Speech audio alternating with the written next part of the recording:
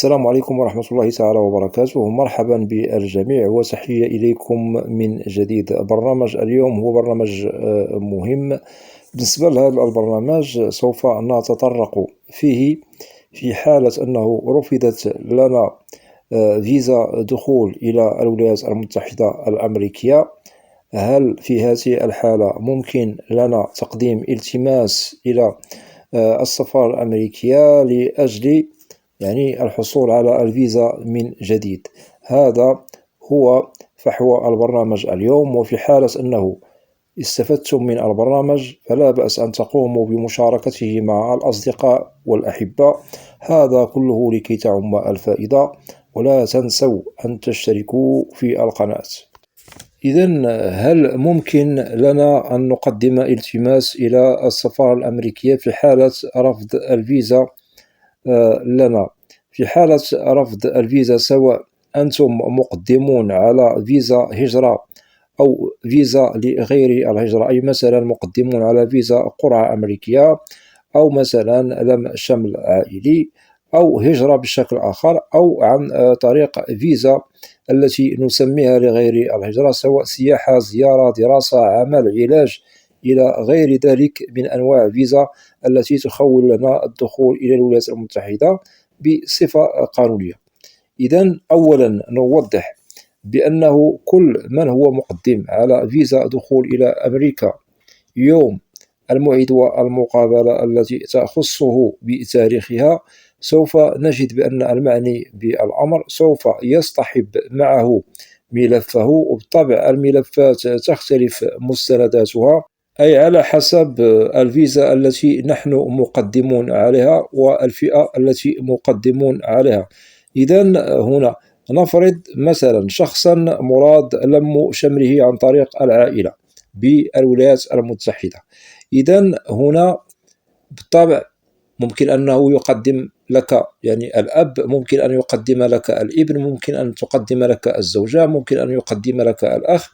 في حالة مثلا هذا الملف والحمد لله مر بسلام داخل الولايات المتحدة الأمريكية لدى دوائر الهجرة، ونفرض أنه قبل، أي أنه والحمد لله مر بسلام، ليس هناك من مشكل بالولايات المتحدة الأمريكية، وبالطبع الملف قد أرسل من بعد إلى السفارة الأمريكية لأجل استقبال هذا الشخص المراد لم شمله إلى أمريكا. ونؤكد بأن هذا المعني بالمقابلة، أي الشخص المراد لم شمله إلى أمريكا، سوف يرفق معه ملفه، وهذا الملف سوف نجد به المستندات زائد الملف الطبي الذي سوف يطلب منه. إذن بالنسبة لهذا الملف الطبي هو ضروري، يجب أن يرفقه معه المعني بالأمر يوم المقابلة. وهذا الفحص الطبي يقوم على فحص شامل من طرف الطبيب المعتمد لدى السفارة الأمريكية. في حالة أنه وجد الخلل في الملف الطبي الذي يعنى بالشخص المعني بالأمر، أي أنه تبين بأن هذا الشخص حامل لمرض ممنوع من الدخول إلى أمريكا، بالطبع سوف ترفض له الفيزا يوم الموعد والمقابلة. وبالنسبة لهذا الشخص لا يمكنه تقديم التماس لأجل إعادة النظر في ملفه ولأجل أخذ موعد آخر من جديد لأجل التحصل على الفيزا. أنه السبب هو واضح، والسبب بأن هذا الشخص هو حامل لمرض ممنوع من الدخول إلى الولايات المتحدة، وهذا قانون صارم يشتغل عليه على جميع فيز الهجرة إلى الولايات المتحدة في حالة أنه وجد الشخص المعني بالأمر يحمل مرضا ممنوعا من الدخول إلى الولايات المتحدة، إلا في حالة استثنائية. ممكن أن هذا المرض مثلا مرض ممكن الاستشفاء منه، ممكن هذا الشخص أنه ينتقل إلى إجراء إداري، ومن بعد أنه ممكن يتحصل على الفيزا في حالة أنه والحمد لله قد شفي تماما. أتمنى أن تكون هذه النقطة. أما في حالة أنه اتضح بأن الملف الطبي فيه مشكل، سوف ترفض له التأشيرة. وهنا نؤكد على المرض الممنوع الذي يسبب في عدم الحصول على الفيزا للدخول إلى الولايات المتحدة الأمريكية. ونؤكد هنا بأنه انتهى الأمر، ورفض الفيزا قد اتضح سببه، ولا يمكن إعادة النظر فيه، لأنه هذا القانون يشتغل عليه كما وضحنا على جميع الإجراءات التي تتعلق بهذا الملف الطبي. بالطبع هناك طبيب يشهد والملف يشهد بأن هذا الشخص ممكن أن صحته سليمة، ممكن أنه حامل لمرض ممنوع. وبالطبع ضابط الهجرة أو القنصل اشتغالهم هو على هذه الأشياء المهمة التي تتعلق بالمستندات والملف الطبي الذي يخص هذا الشخص المعني بالمقابلة. هل يحق له الحصول على الفيزا بنعم، أم أنه لا يحق له أن يحصل على الفيزا؟ أتمنى أن تكون هذه النقاط واضحة. وضحنا لكم هذا كمثال، والاختلاف هو موجود في الملفات المقدمة للمقابلة. وبالطبع هناك البعض من الملفات أو الفئات من التأشيرات ممكن للمقدمون عليها في حالة رفضت لهم الفيزا أن يعيدوا التقديم على التماس للحصول على التأشيرة من جديد، أي التأشيرة التي رفضت لهم سابقا ممكن التقديم عليها من جديد. ويحق لهم هذا مثلا شخص مقدم على القرعة العشوائية الأمريكية أو لم شمل عائلي، رفضت له الفيزا بسبب من الأسباب، نفرض مثلا رفضت له بسبب شرط غير متوفر في هذا الشخص المعني بالأمر. وبالطبع هذا الشخص ممكن أنه هذا الشرط سوف يشتغل عليه مستقبلا لكي يقدم على الفيزا من جديد والحصول عليها بدون رفض. بالطبع هنا نؤكد بالنسبة للذي مثلا لا يتوفر على الشرط الأساسي للتقديم على القرعة العشوائية الأمريكية، وبهذا السبب رفضت له التأشيرة سابقا. إذا ممكن لهذا الشخص المعني بالأمر أن يشتغل على الحصول على ثانوية عامة، ولكن لازم عليه أن يشتغل من جديد على التقديم على القرعة الأمريكية من جديد، وينتظر حظه هل سوف يفوز بالقرعة الأمريكية بنعم أم لا.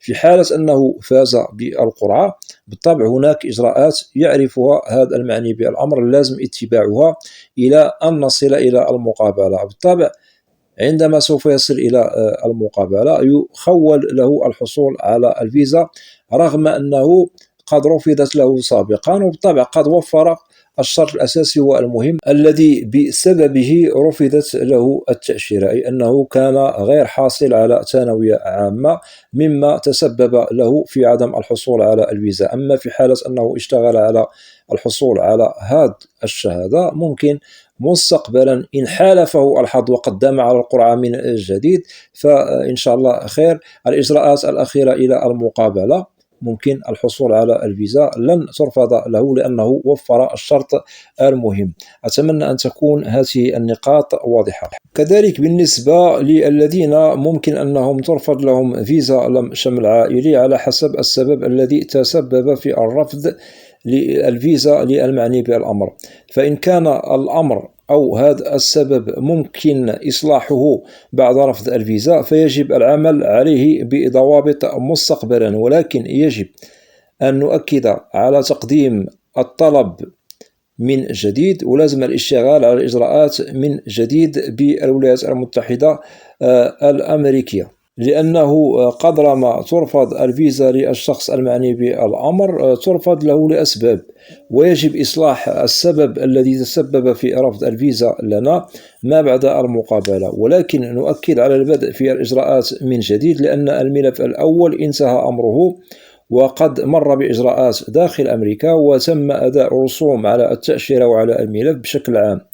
وكذلك نؤكد بأن هذه الإجراءات قد تمت سابقا بالرفض الأخير، والرفض الأخير يتم بالسفارة الأمريكية، ويجب البدء في إجراءات أخرى من جديد للتقديم على الملف. وكذلك نؤكد في حالة أنه أردنا التقديم على هذه الفيزا من جديد ننظر لهذا السبب، هل ممكن لنا التقديم أو إصلاحه من جديد هل مسموح لنا الاشتغال على إصلاحه والعمل عليه بضوابط لأجل التقديم على نفس الفيزا من جديد؟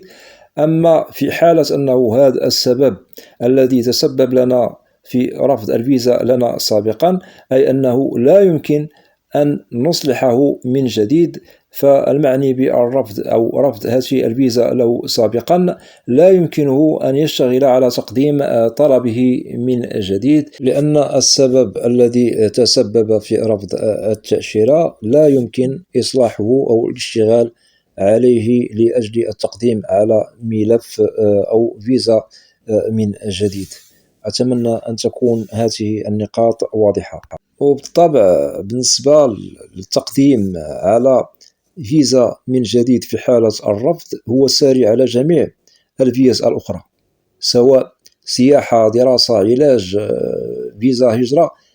فقط نحن قربنا لكم الصورة الواضحة عن بعض الفيز، وكذلك تقديم التماس جديد على نفس فيزا في حالة الرفض يجب أن يكون دوما مرفوقا بهل السبب المتسبب في الرفض ممكن لنا العمل عليه لإصلاحه بنعم أم لا، وهذا لازم أخذه بعين الاعتبار. لازم أن نعرف هل هذا السبب المتسبب لنا في رفض الفيزا ممكن أننا من بعد نقدم التماس لدى السفارة الأمريكية أو لدى مكاتب الهجرة بالولايات المتحدة لأجل التقديم ملفنا من جديد بنعم أم لا.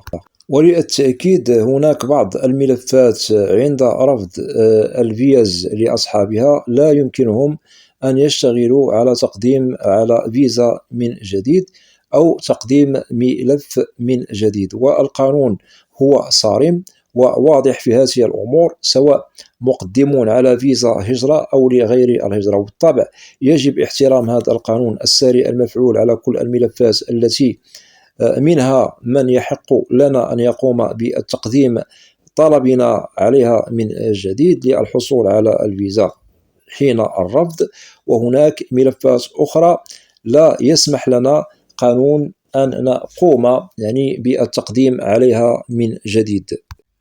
وللتأكيد على كل من هم يعنيهم الأمر ورفضت لهم التأشيرة سابقا، فيجب أن تعرفوا مكامن الخطأ التي تسببت لكم في رفض الفيزا لكم. هنا في حالة عرفتم المشكل ومكامن الخطأ ووجدتم بأنه يحق لكم التقديم من جديد على نفس الفيزا، فهذا يحق لكم ليس بالمشكل. أما في حالة وجدتم بأنه السبب هو كبير وغير مسموح لكم في التقديم على نفس الفيزا لأنها رفضت لكم بسبب بالطبع هو غير مقبول وغير مرغوب فيه، فهنا لا يمكنكم التقديم من جديد على نفس الفيزا، ولا يمكنكم تقديم التماس من جديد سواء لدى السفارة الأمريكية لإعادة النظر في الملف من جديد، أو مثلا التقديم لدى دوائر الهجرة بالولايات المتحدة الأمريكية. إذن وضحنا لكم جميع النقاط التي لديكم فيها تساؤل والتي تتعلق في حالة أنه رفضت لنا التأشيرة، هل ممكن لنا التقديم على نفس الفيزا من جديد بنعم أم لا. إذن هنا في حالة لديكم تساؤل يتعلق بهذا البرنامج فلا بأس أن تقوموا بوضع تعاليق عبر القناة، وسوف تجدوا الإجابة عبر البرنامج المعروف في القناة برنامج أسئلة وأجوبة، لأنني لا أستثني منكم أحدا. وبالنسبة للقناة محتواها كامل وشامل عن الهجرة والمهاجر إلى الولايات المتحدة الأمريكية بشكل عام وكتعريف. وأتمنى من الإخوة والأخوات الذين لا زالوا لم يشتركوا في القناة أدعوكم للاشتراك في القناة وتفعيل زر الجرس ليصل إليكم كل جديد، ولا تنسوا أن تدعمونا دائما باللايك لكي نصل إلى أكبر نسبة من المشاهدة. وأود أن أشكر جزيل الشكر كل الإخوة والأخوات الذين يقومون بوضع تعاليق محترمة بالقناة. مرحبا بكم جميعا بأسمائكم، وإلى لقاء قريب بإذن الله، والسلام عليكم ورحمة الله تعالى وبركاته.